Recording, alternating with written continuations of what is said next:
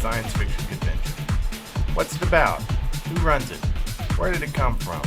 How long has it been happening? These questions have been asked of the staff numerous times. Rising Star is a general sci-fi convention currently held on the campus of Bluefield State College in Bluefield, West Virginia. It does not cover a specific television show or section of fandom such as books or costuming like other conventions. Rather, it covers a broad sampling of fan genres including fan films, tabletop gaming, anime, let's chow down! and fan fiction. She's a little bit. But Rising Star was actually started 17 years ago, as our name suggests. We came up from the ashes of Rovacon, which dissolved after, I think it was 20-some years, but I'm not sure. We wanted to keep conventions science fiction conventions going in the Roanoke Valley, and we decided to rename it and name it Rising Star and keep it going. And we used to hold them at Glenver High School. Our first couple were at Salem Civic Center. That's how big we were. And then we moved to Glenver High School, and we still had a good crowd and a good following. And as other conventions arose and other activities come along, we felt that our best move would be to come to West Virginia, where there weren't too many, and where there was probably never a convention for people to come to here. So we thought this would be a good move, and it has been a good move. There are a host of different events at Rising Star, each on a varied number of topics, from creative workshops on costuming and music writing. And there's no beating in the other. And there's not a thing wrong with that. Well, Byron wants to know if there's any other type of Valentine other than Gothic. To combat demonstrations by medieval enthusiasts.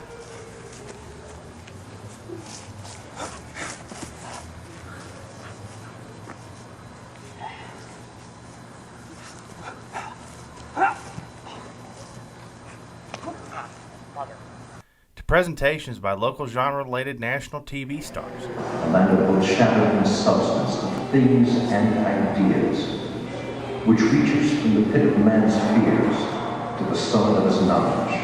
There's a signpost up ahead, your next stop. The Twilight Zone.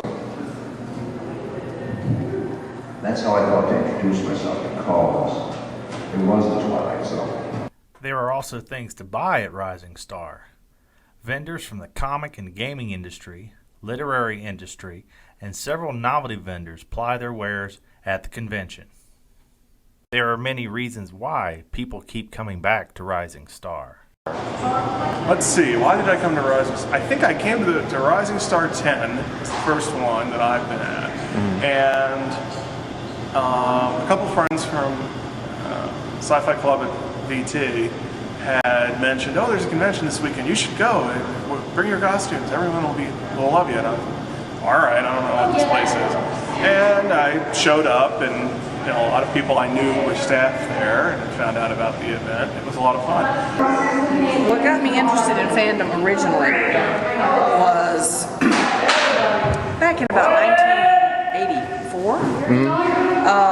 I heard about this science fiction thing going on down at the Roanoke Civic Center called Rovacon, and George Takei was the major guest, and I wanted to see George Takei. So I rattled up a few of my friends from college, and we went, and we had a ball.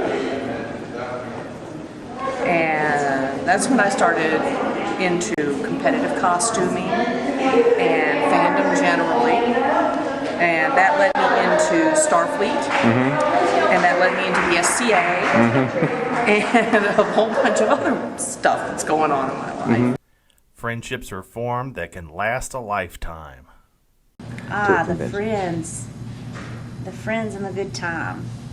We enjoy coming up just to see everybody and to meet new guests when we get the chance to bring them in, and just to hang out and have a good time. After a while, fandom becomes your life. Fandom generally becomes the solid gravity-generating kernel that your whole life orbits. And you start planning things based on, well, I have to go to this con, and it's an X many hour drive, which means I need to leave work at such and such, you know, which assumes, of course, that you have the money to do this. And of course, there are the stories.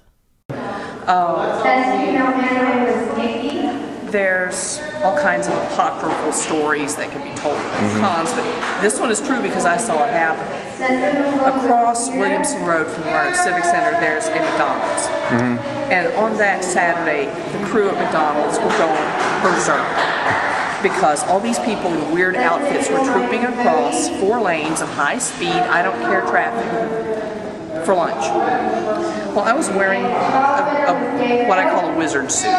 Okay, it was black with some colored trim, and it was a modified witch dress. Okay, and I had gotten my burger and fries, and I was sitting down and I was eating. And in comes this hairy monster. There's no other way to describe the man. He was like 6'6", 6'7", barrel-chested, bull-necked, huge, and he was just one big cloud of fur from head to foot. Okay, doing your basic furry idiot barbarian thing. And he goes up to the counter. Now the server was like this big and that big around, and the poor thing was terrified. You could just see how scared she was because she looked, and there was a hairy chest. And she looked up a little bit, and there's this giant bushy beard. A little further up, there were teeth in the beard. And there were 2 little bright blue eyes over the beard, and then more fur on top of it. Can I help you, sir? Well, I'm about to fall over laughing. And the guy goes, meat. Reaches into his furry kilt, pulls out a quarter, tosses it, cooked. You want fries with that? Fried what? French fries? Fried Frenchman. So she hands him a quarter pounder with cheese and fries and a Coke. He goes away happy. She goes to the back for a break. I caught up with the manager and told him she needed a raise right now just for dealing with that so beautiful. But stuff like that happens around us. And the weirder the story sounds, the truer it's likely to be. At one of the early Rising Stars that was held at the Salem Civic Center. Since we didn't use the Coliseum that year, they were holding a country and western concert there while we were holding the convention in their meeting area. Well, we had a live action role playing going that year, and one of our people was an alien ambassador, and they had on a dinosaur head and the long satin robes and so forth. But like I said, there was also the country and western concert. Well, it let out, and one of the folks walked through just as the ambassador came around the corner. And he was your typical cowboy, blue jeans, plaid shirt, 10-gallon hat, dinner plate belt buckle, and cowboy boots. And they stopped, stared at each other for a minute, and if you could have seen a word balloon over both of them, it would have been, man, what a stupid looking outfit. People like that, telling stories on them makes our day. It's like, save the mundanes, we need them for breeding stock. Of course, we're not supposed to call them mundanes, but... At the end of it all, Rising Star is an event that inspires many things. Creativity.